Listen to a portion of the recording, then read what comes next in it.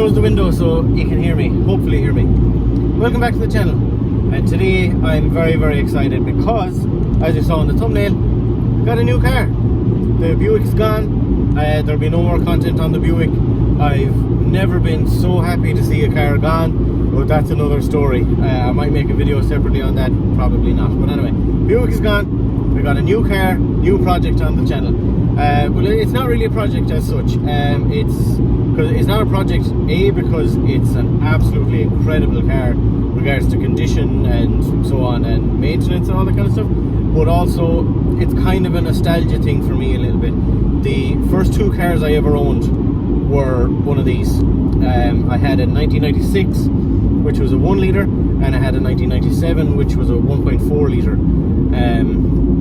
So it's, like I said, kind of a nostalgia thing for me. I always said if I found another one of these for sale at, reasonable money, even if it was a bit shitty, I wouldn't mind putting work into it. But I always thought if I found another one, but it kind of had to be not the same as mine, but very close. It had to be a 3-door, it had to be the same kind of body style. Ideally, it would have been a 3-door, so I got very lucky. But I'll go into detail with the rest of the story once we get this home. So let me see, I'll give you a few little clues as to what it is while we're on the journey home. Speaking of the journey home, I went down to, or my wife brought me down to County Cork for this car. Her father lives down there, it's where she grew up, so we made a nice little weekend out of it, brought the kids to the wildlife park down there, stuff like that. So if you live in Ireland and you've never been to Cork City or County or to Fota, the wildlife park or anything like that, do it. It's super nice place. Cork's a really nice city, really nice county, stuff like that. And Fota, especially if you have kids, is absolutely fantastic. So anyway, a few little clues about the car. Let me see, without giving too much away. 3-door, it's 1998. It's a 1 litre engine, which quite frankly is extremely slow. Like I imagine it makes a whopping 35 to 45 horsepower, maybe, I don't know. It's 1 litre, 5-speed, very basic, kind of bare bones equipment wise. I have electric mirrors, but I have manual windows, which is kind of a weird combination. I have, let me see what else I got. Drum brakes in the back, no sunroof, nothing like that, no amenities or anything really, but doesn't matter to me. So I think without giving too much away, I suppose if you're someone that's an enthusiast of this brand of car, which to be honest I'm not, except for these cars in particular, you might be able to guess by, like, the shape of the headrest or the shape of the window frame or something like that. Just for fun, I guess, if you think you might know what it is, pause the video there, stick it in the comments, and we'll see if anyone gets it right. So let's keep going home. We'll be home pretty soon, and we'll have a nice chat about it.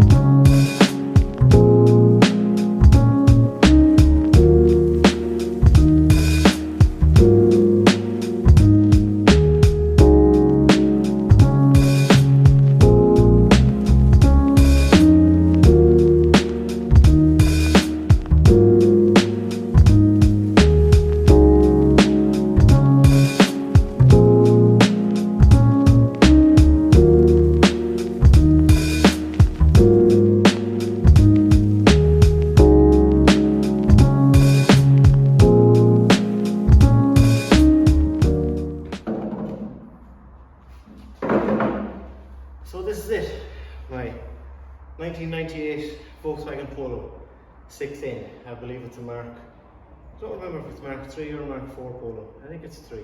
Someone who's a Volkswagen head will be able to tell me.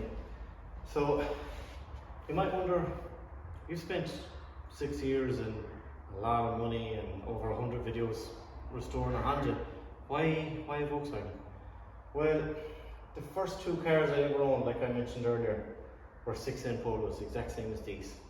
First one ever was like a really manky bright green. I believe pistachio green, I think is what it was called. It was a 1 litre, 3-door, and I don't have any photos of that car. I wish I did. I would have physical photos, but I have no idea where they might be. I had that for a couple of years. It was in 1996. And my second car ever was this one here, which I'll put on screen now. It was a 97. 1.4, 16 valve, slightly different bumpers, slightly different door cards and steering wheel. It was a bullet in comparison to the 1 litre that I had before that. And as you're looking at now, you'll see which was the style at the time.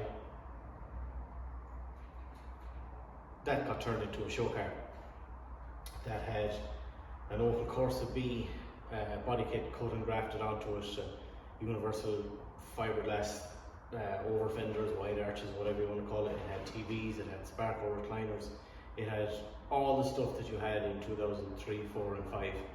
So that eventually was gone and I got into Hondas. But back into a Polo. I'm so pleased with this car. It's such a cool little thing.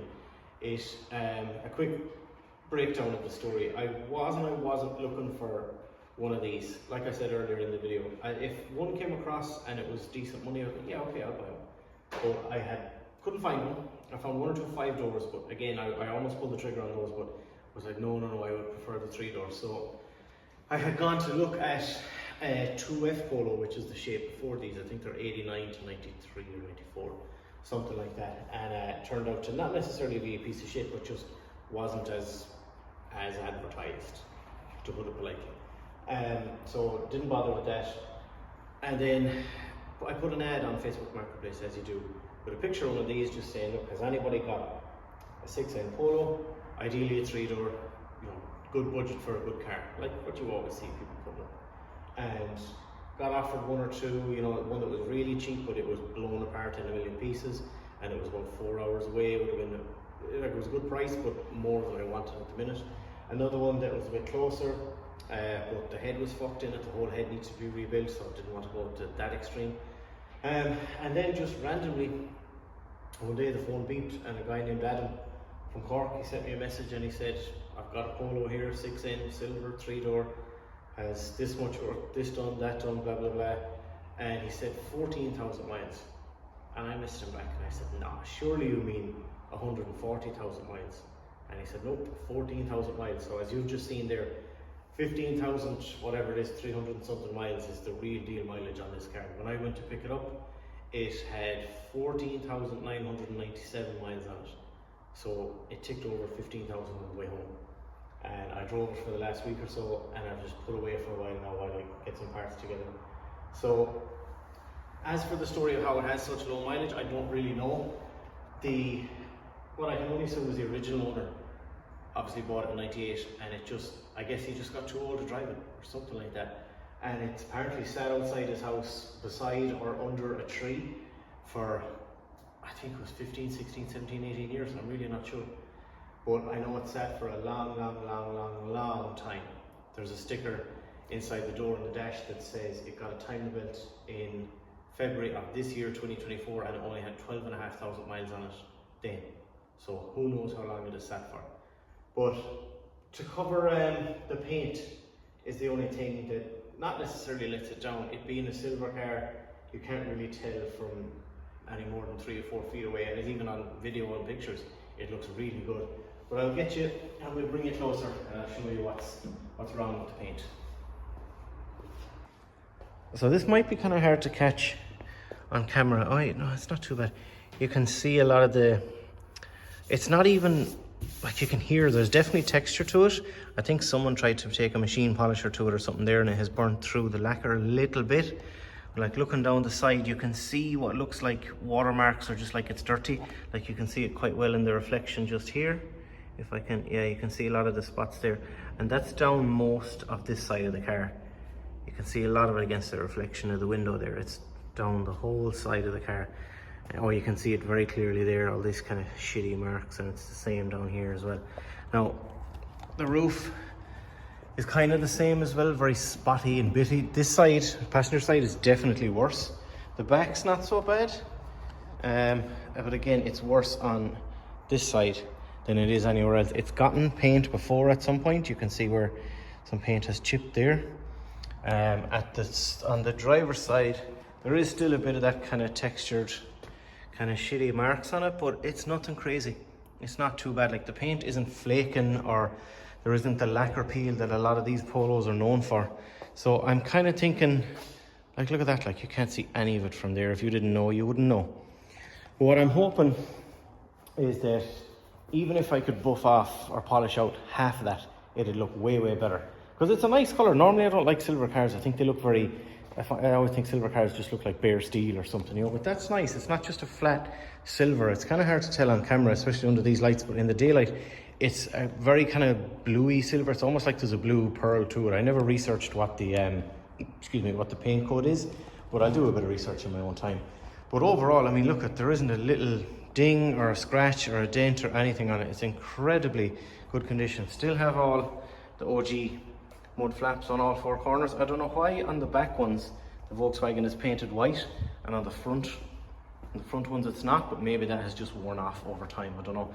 Even the original wheels are still in really good shape. Like, they're not perfect, but they're not 26 years old looking, you know. The only kind of, I guess, mark, for want of a better word, on the front is where, I'm not even sure what that is. It's like delaminating between the laminate and the glass or something, I don't know, but it doesn't leak, so I'm not too worried about it. Inside the boot is really, really good condition as well. Everything is there, everything is in place. I really wish, not that I would ever be too bothered, but I really wish the the first aid kit was still there. It would have been cool to have. Maybe I can find one online. Even look at the top of the shock towers and stuff there, the tiniest little bit of surface rust, all that is really nice condition. I can't get that one open, but I've had a look myself. As you would have seen in the clip, underneath the book liner there is really nice. Everything is complete.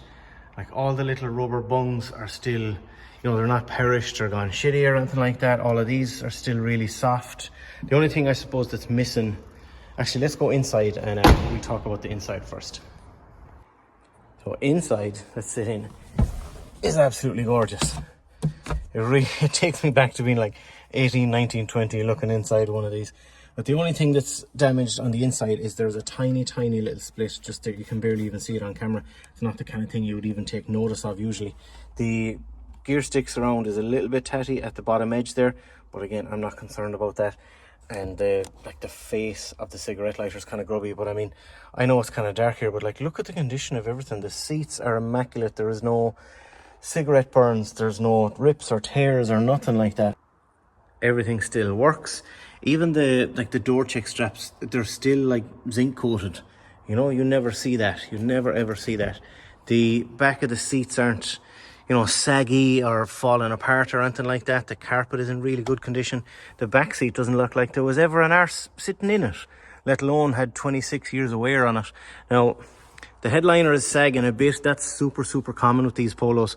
So that will come down eventually at some point, because if I kind of look you across here, if I zoom in, you can see the gasket between the aerial and the roof has worn away and is gone. So I washed it a couple of days ago, and it was ever so slight. I mean, like the tiniest little drip, or not even a drip, just a tiny little wet spot on it. So I'll have to get that gasket, or I don't know if it's a gasket or an entire aerial, but we'll sort that out. And when I'm doing that, I'll do the headliner as well. Otherwise, like I said, it's a perfect little car. The condition of it just blows my mind. I had it at Cars and Coffee a couple of days ago, and people were just blown away. Even the people that aren't really Volkswagen heads were just blown away by how complete it is and the condition. Now, I am missing floor mats. I'd like to get OE floor mats for it if I can, but again, I'll go to the Volkswagen dealership in town someday, and I'll ask them to price them up and see if they're available, or if not, I'm sure some of the UK 6M groups, I'll be able to get them off somebody, give them good clean up or something like that. Right, under the bonnet. Now, we're in shadow a little bit, but you can see, like, look how clean the firewall is. There's so little work done on this car. Like, the car itself, I mean, has done so little work. It's absolutely gorgeous. Everything is super tidy. Now, obviously, there's going to be stuff like that heat cycles, that gets evidence of use, for want of a better word. But, like, look at normally when you look under the bonnet or something, everything is grubby and a bit oily and stuff like that. But, like, it's absolutely perfect in here. Absolutely gorgeous. There's no speck of rust on the inner wings. Up by the bonnet hinges, underneath the bonnet is really, really tidy. Now, I'm not sure if there should be an insulation pad on that or not from new, but it doesn't matter to me if it's in it or not. It's such a clean little car. It really, really is. When I bought it, the man Adam that had it before me, he only had it since, I think he said January. And he did a water pump, a timing belt. He did front brakes, discs and pads, adjusted up the rear brakes and cleaned everything down to get it ready for NCT, which is our, like, if you're not in Ireland, what do you call it, like a yearly roadworthiness test, like an MOT in England, or a yearly inspection if you're in America.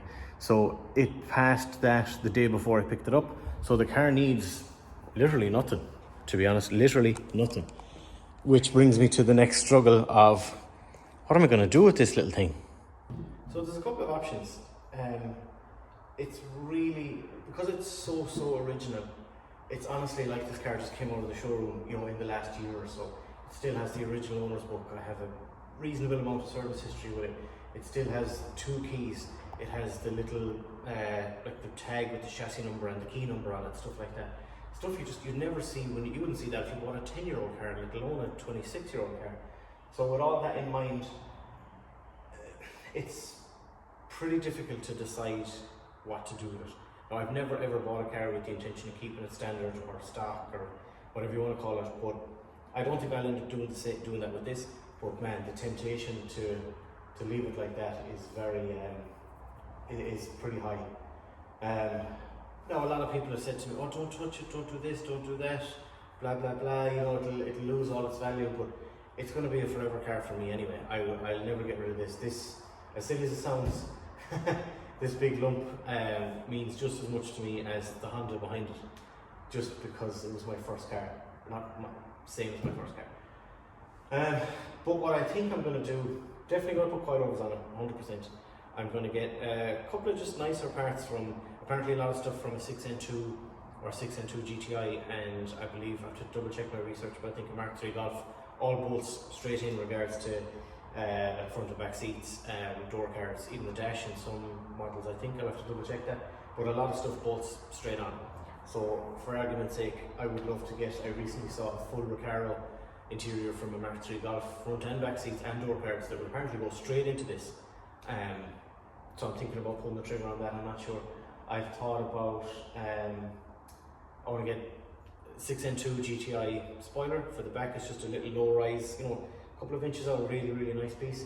The car did come with, it's over here wrapped up in a box, back bumper from a 16 valve model, which is essentially the same thing, just the 16 valve one just has a smooth back bumper, way cleaner look. The front bumper is slightly different. It has, say, a smaller slit here, a separate grille, then there's a gap, and I'll put a picture up here anyway.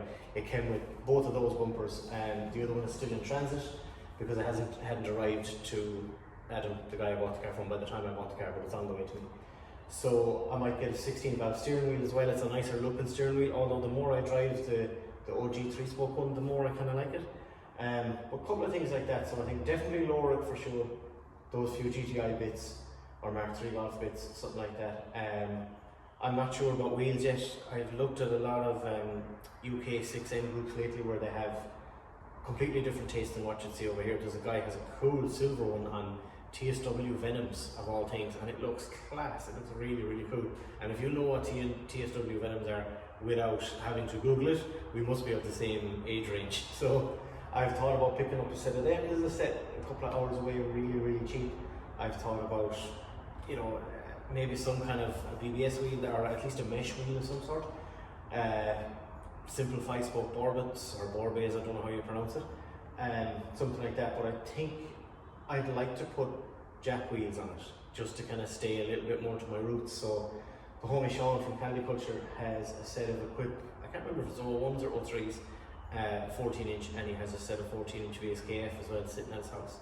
So I'm going to borrow 2 of those off him, stick them on and see, and if either of them look cool on it, then I'll go with it. The other option I thought might be really fun would be to put a different wheel on each corner. Say like a VSKF this side, an Equip that side, an SSR that side, a Longchamp at the far corner, something like that. Just have 4 different Japanese wheels on a European car and really piss off the Volkswagen heads. So the decisions are plentiful, and I'm not really sure which way I'm going to go. Well, no, I'm definitely going to modify it. As for to what extreme, I don't know. Maybe bags down the line as well, but it's hard to decide, you know, because it's so original and so cool. That's my new car. Like I said, it's not a project as such, because as you've seen, it's almost perfect, you know. But yeah, we're definitely going to do some stuff with it. Maybe to bring it to a few different types of shows this year. Maybe, well, not this year, probably next year. Just the workshop here has really kind of, I won't say, you know, drained all my money, but we're damn close. So I think this will just be put away. It'll sit in here till winter time or springtime next year, and then we'll start working on it. But who knows?